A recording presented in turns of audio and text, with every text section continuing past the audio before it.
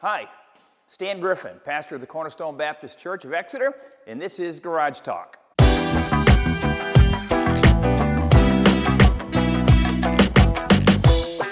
There are things that I like to do.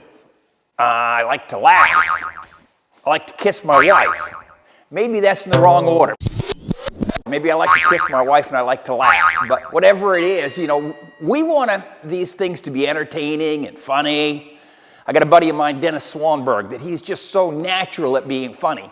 And I'd love to be like that, but not every show can be funny. Not every show can be entertaining. There are things at times where discussions take place. You talk about things. Women love that. They just talk and share. So we're going to share today about some thoughts that I'm thinking. So when you get into certain industries and things, for instance, my son is a computer guy. He works with computers, went to college for it. He'll come home, or when I get to see him, he's married, happy, good for him. So on occasion, he'll share with me his work. And he'll start talking about coding, I think. Don't hold me to that. See what happens when people start sharing things that you don't understand. You have a tendency to drift off and think about maybe the lint in your belly button or something else other than what's being talked about. So I want to apologize to my son, Phil. Whatever it is that you do, I stopped listening a while ago, but it's always great to see you. Having said that, if you're a mechanic, there's terminology to use. O2 sensors, 4-barrel carburetors. Used to say on the air breather cover, 460 4V. What's the V? It's a 4-barrel, not a 4V. Well, the V is for the Venturi, for Venturi. Very interesting, but there's these little Venturis in there. It's not a barrel, it's a Venturi. Ford came out with a variable Venturi carburetor that was horrible. Sorry, Ford, it was a piece of junk. It only lasted a couple of years and they did away with it. There is also something, though, that when you become a Christian, there's a word called steward. Steward, not Stewart. Stewart's the name of a guy in our church. This is steward with a D. It talks about ownership and taking care of things. And so we accumulate things over the years. Over here I have a John Deere 425 4-wheel steer. You can go right around fast with this.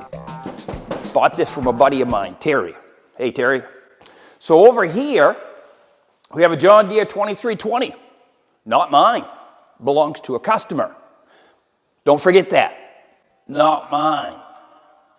And then we have a pipe threader. Very exciting. Not. Kawasaki 300 Prairie I've had for a long time. Bought from a guy over in Herman. Wheel balancer. Kubota BX 1800 diesel. Got that from my neighbor down the road, Dick. Hey, Dick. So we have all of these things and we accumulate them. And there used to be a sticker on a guy's toolbox. Maybe you've seen it.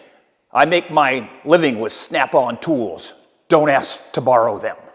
I thought, wow, that's not very nice, but because sometimes we like to borrow tools.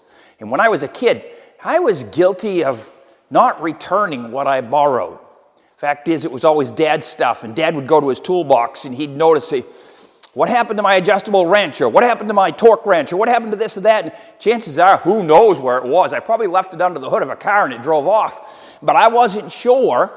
And so it wasn't uncommon for Dad to come to me and say, hey, can I borrow my torque wrench?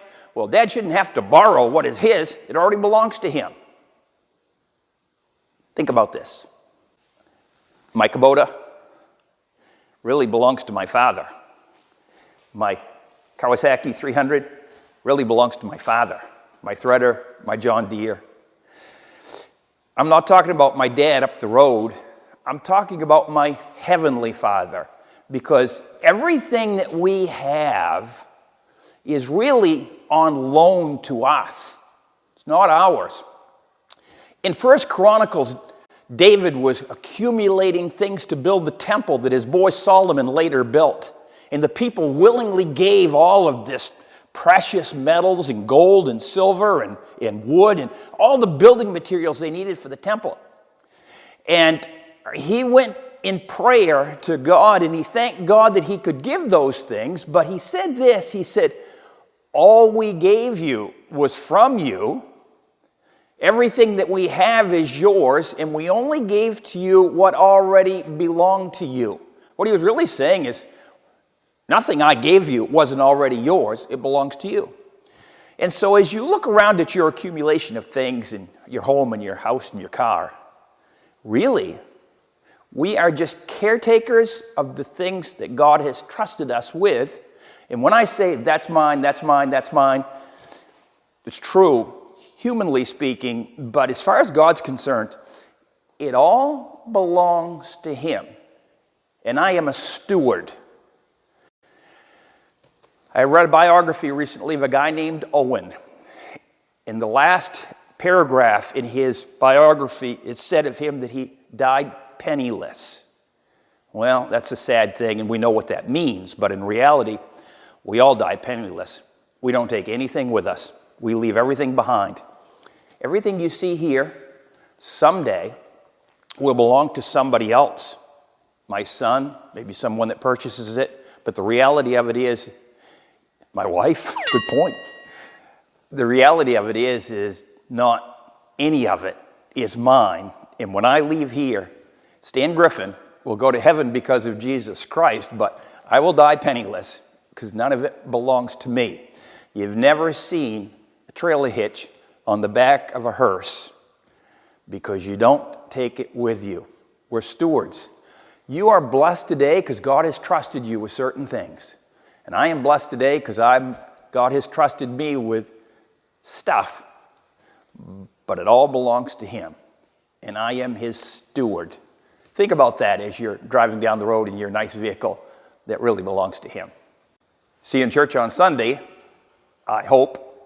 And shout out to Dennis Swanberg. If you're watching, say hi to Laurie for me. Bye.